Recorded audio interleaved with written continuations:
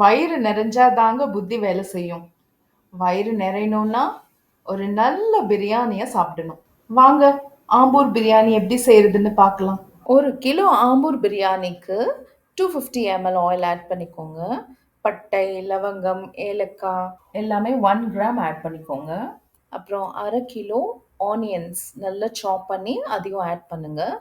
Slide brown ஆகிற வரைக்கும் fry பண்ணுங்க. அதுக்கப்புறமா red chilli paste 2 tablespoon add பண்ணுங்க. ரெட் சில்லி பேஸ்ட் வந்து ரெட் சில்லிஸை நல்லா ஃப்ரை பண்ணி திக் பேஸ்ட்டாக ரெடி பண்ணிக்கலாம். அப்படி இல்லையா ப்ரீவியஸ் டேவே நீங்கள் வந்து ஊற வச்சுட்டு மார்னிங் ஒரு திக் பேஸ்ட்டாக அரைச்சி அப்படியும் போடலாம். அதுக்கப்புறம் 100 கிராம்ஸ் இஞ்சி, 100 கிராம்ஸ் பூண்டு நல்லா க்ளீன் பண்ணிவிட்டு அதையும் நல்லா பேஸ்ட் பண்ணி இதில் நீங்கள் ஆட் பண்ணி சாட்டே பண்ணுங்கள். அதுக்கப்புறம் ஒரு கையளவு புதினா, அப்புறம் ஒரு கையளவு கொத்தமல்லி நல்லா க்ளீன் பண்ணி வாஷ் பண்ணிவிட்டு ஆட் பண்ணுங்கள். ஆட் பண்ணிவிட்டு நல்லா சாட்டே பண்ணிவிடுங்க. அதுக்கப்புறமா அரை கிலோ தக்காளியை நல்லா சாப் பண்ணி இதில் ஆட் பண்ணுங்கள். ஆம்பூர் பிரியாணின்றதுனால நம்ம அரை கிலோ தக்காளி போடுறோம். இதே நார்மல் பிரியாணின்னா நீங்கள் 400 கிராம்ஸ் கூட ஆட் பண்ணிக்கலாம். அதுக்கப்புறம் 2 ஸ்பூன் உப்பு போட்டு சாட்டே பண்ணுங்க.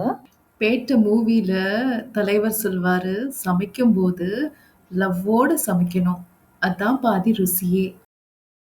அதுக்கப்புறமா 250 ml கர்ட் ஆட் பண்ணுங்க. ஆட் பண்ணி நல்லா மிக்ஸ் பண்ணிக்கோங்க.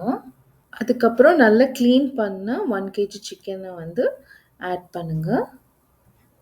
ஆட் பண்ணி நல்லா மிக்ஸ் பண்ணிவிட்டு 600 ml ஆஃப் வாட்டர் அதில் ஆட் பண்ணி மூடி போட்டு குக் பண்ணிக்கோங்க கொஞ்ச நேரம். மீன்வைல் இன்னொரு பாத்திரத்தில் 2.5 லிட்டர் ஆஃப் வாட்டர் எடுத்து அதில் கொஞ்சம் உப்பு போட்டுட்டு 1/2 hour ஊற வச்ச ரைஸ் அதில் போட்டு 2 minutes குக் பண்ணிக்கோங்க.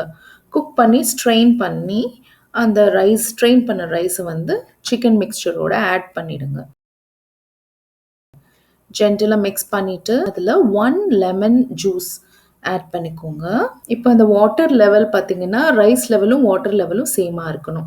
அப்படி உங்களுக்கு வாட்டர் லெவல் கொஞ்சம் கம்மியாக ஃபீல் பண்ணிங்கன்னா நீங்கள் ஸ்ட்ரெயின் பண்ண அந்த பாயில்டு வாட்டர் இருக்குல்ல அதை கொஞ்சம் ஆட் பண்ணிக்கோங்க. ஆட் பண்ணிவிட்டு நீங்கள் க்ளோஸ் பண்ணி தம் போட்டுடுங்க. தம் போட்டு சிம்மில் வச்சு ஒரு 25 minutes அப்படியே விட்டுடுங்க. அதுக்கப்புறம் சுட சுட ஆம்பூர் பிரியாணி ரெடி. இலை போடுங்க, சுவைத்து பாருங்க.